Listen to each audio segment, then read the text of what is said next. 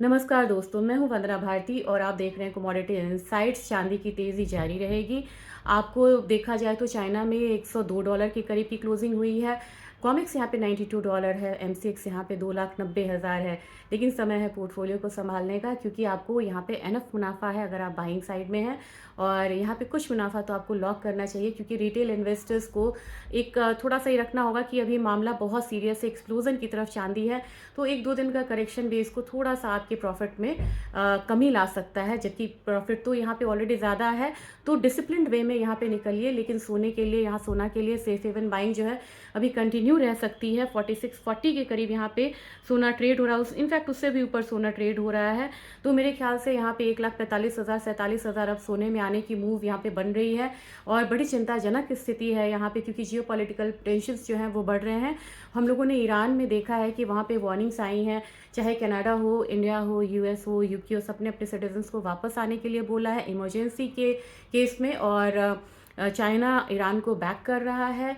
और दूसरी बात यह है कि ट्रंप ने प्रोटेस्टर्स से कहा है कि help is on the way, यानी कि कुछ भी हो सकता है ईरान में। जब ऐसी स्थिति होगी तो सोने में बढ़त बढ़ती चली जाएगी। सेफ हेवन बाइंग है यहाँ पे। तो मेरे ख्याल से आप यहाँ पे 1,50,000 के करीब भी यहाँ पे सोना को आता हुआ देख सकते हैं। लगभग ये अभी का मतलब वो नहीं है, लेकिन आने वाले समय में।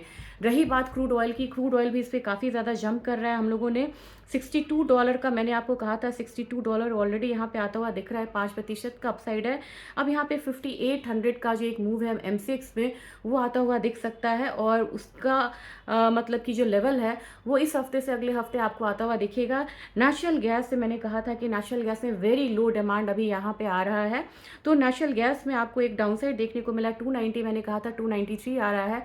अभी यहाँ पे आप लोगों को बाइंग में बहुत ज़्यादा नहीं आना चाहिए। जबकि बात की जाए बेस मेटल्स, तो बेस मेटल्स बहुत खास नहीं है। निकल में भी गिरावट होनी चाहिए 1600 तक के लिए। कॉपर में आपको यहाँ पे एक रेंज बाउंड मूवमेंट रहेगा 1290 से लेके 1325 का।